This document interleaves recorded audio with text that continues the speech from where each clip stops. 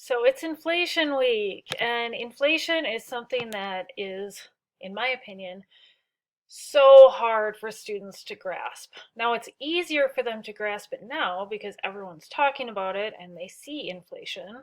For years, I was like, hey, inflation's bad. And they're like, we don't understand what you mean. And I didn't know, right? Because I had never really experienced much inflation. Um, there's a lot of nuances. I don't know, even reading the news release is hard. So, what I decided to do is ask you to prepare an inflation lesson plan. So, the material this week is maybe particularly important for you.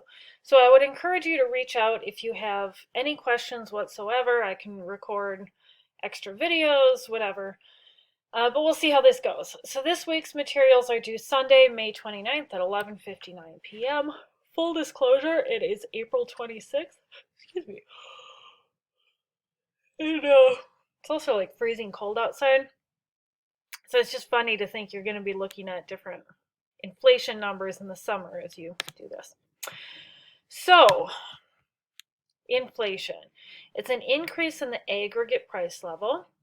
And the aggregate price level is usually measured by CPI, the Consumer Price Index. This is what a typical urban family of four purchases in a year. You can look up the different components of it. It's got housing, it's got gas prices, food, all of this stuff. But usually that's what we look at. That's what is reported in the news. The Federal Reserve uses a slightly different measure of inflation, PCE, personal consumption expenditure. It's very similar. It moves in a very similar fashion. The reason why we usually see the CPI though is because it's much easier to calculate. So or PCE, yeah, the PCE that the Fed uses would be released quarterly, and this is released monthly. The other thing is it's just like intuitive. So if we think, how much is my actual cost of living increasing, this makes sense to us. This is what people are actually buying. So let's just pull up this historical data again, and it's actually the same day as the last time I did a lecture. No, I do not have it up anymore. So let's just go to Fred, which is the St. Louis Fed.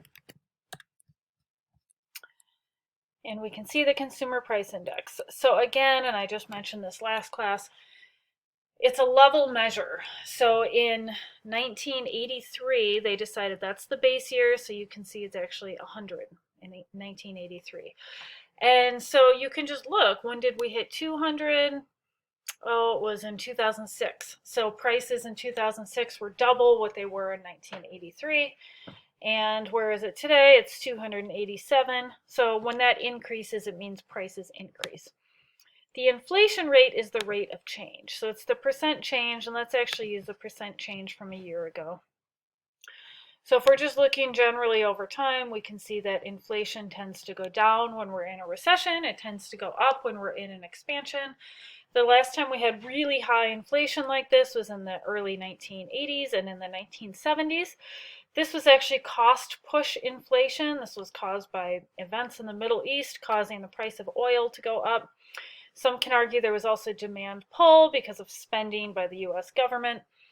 But basically what happened is the Federal Reserve, who was the chairman was this guy named Paul Volcker, decided in the 80s that this was unacceptable. They raised the federal funds rate to 20%, or I think it was 19%, meaning that banks were penalized heavily for making loans. The supply of money contracted really, really quickly, and it was very painful. So these recessions here were caused by the Federal Reserve. One of the articles that I'm having you read this week is arguing, hey, the Fed has put itself in such a position to have to cause recessions to take care of this, which is a really interesting article. So we've got inflation. We can see that it's increased. So there's another thing I want to mention here. The core CPI. The core CPI is a very helpful measure for a couple of reasons. Number one, it takes out food and fuel. These tend to be more volatile. So if we say, well, inflation increased because the price of oil increased or the price of gas prices increased, That's interesting, but you might say, well, what about other stuff? Is it just the price of gas? Because gas is crazy, right? It always goes up and down. And so it's kind of like a measure of like whether inflation's widespread. So when inflation moves to the core CPI, it means it's becoming widespread. So let's pull up the Consumer Price Index news report. And I was just looking up, you guys are going to get new numbers May 11th. So you'll be looking at different numbers than I do if you pull up the CPI report. But this is the one I'm looking at. And I showed you guys how to read this last class. All items increased 8.5%.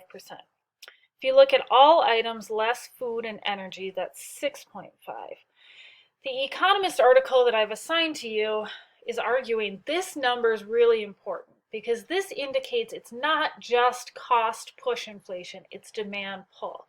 The Federal Reserve should have been more aggressive at bringing down inflation. And so it's like, yeah, you know, we look at these gas prices, and this is largely caused by the war, right? The war in Ukraine, the invasion of Ukraine.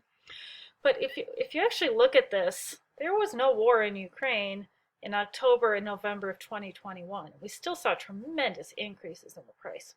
So we were already kind of dealing with a supply shock before that happened.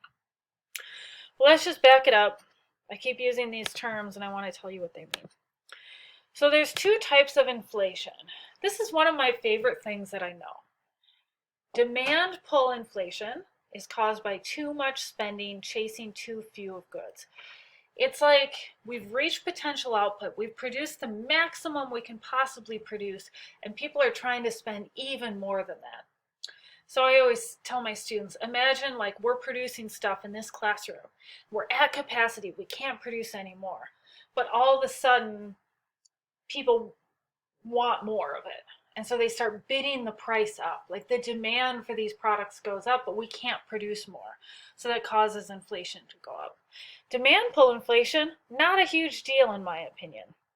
It happens because of, you know, good things. We like to see spending high. But more importantly, it's easy to fix. So when the Federal Reserve raises the federal funds rate, reduces quantitative easing, all this stuff I'm going to talk about next week, that's like we just bring it back. We're shifting aggregate demand to the left, we're making demand less. No big deal. I mean, it is a big deal, but at least we know how to fix it. Cost push inflation is caused by an aggregate supply shock. This is, in my opinion, the only thing I've ever seen this do this is oil prices. Oil prices in the 70s, oil prices in the early 80s, oil prices right before the Great Recession, oil prices right before the Russian invasion of Ukraine, and man, oil prices now. However, we had these supply chain issues. And supply chain issues, what's happening is when the cost of production just increases, that's cost push inflation. Cost push inflation is the inflation that makes Jerome Powell stay up at night. It's the kind that is really hard to fix. You can't bring down the cost of production easily. I'll also try and show you using the aggregate demand, aggregate supply model how there's really not a clear way to fix it because it causes stagflation. Cost push inflation, it causes less production and prices to go up. High unemployment, high inflation. So basically you can only fix one or the other as a policymaker. So if you fix like a recession or the high unemployment, you make inflation worse. And if you fix inflation, you make recessions worse. So again, we look at these early 80s recessions, that was cost push inflation. And this was a deliberate decision to fix the inflation at the expense of the economy. Cost push, demand pull. So how can you tell? Well, the first thing is demand pull inflation is going to be associated with unemployment that's below the natural rate. I happen to believe the natural rate is something like 4% right now. True story, one of the first times I was observed in the classroom, my chair of the department said, "Great work, Sarah. You know, your teaching's great. You said that you can measure the natural rate, and I don't believe you. This is horrifying for me to hear. But this is something like, I believe you can try to measure the natural rate. I think it's a healthy thing to try to measure, but you can't do it perfectly." And there's this whole group of economists who like wouldn't even try. But when unemployment's really low, that to me is like, okay, that's going to be demand pull inflation. Really healthy economy, like steaming fast economy. It's also associated with high real GDP. We looked at the real GDP numbers from Q4 of 2021, and they were super high. That's indicating demand pull inflation. You might also see high spending on durable goods. So if you look at this CPI news release, which again is old, you guys have a newer one, I would look at things like new vehicles, apparel, medical care is kind of odd, services, transportation services. And if spending on those things is high, I'd say, ooh, that's demand pull.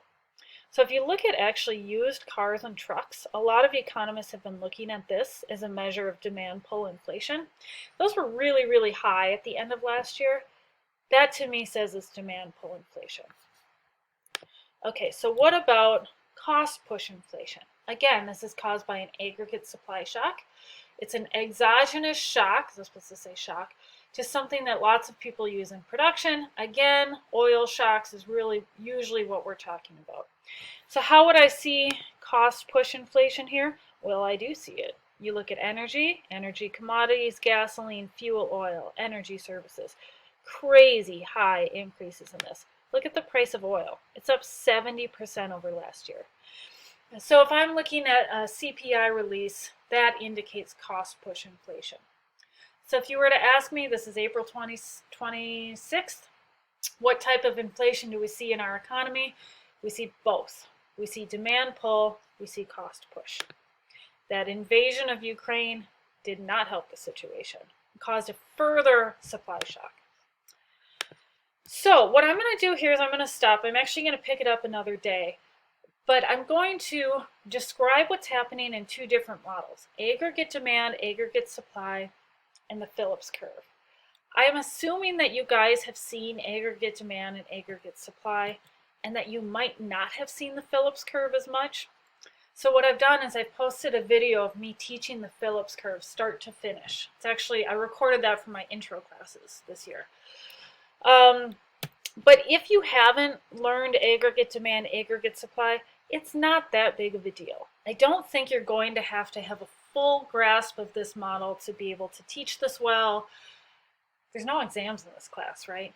So I think it's going to be fine, but I am going to be supplementing with those materials for those of you who do know the models. Okay, so that's all I have for now.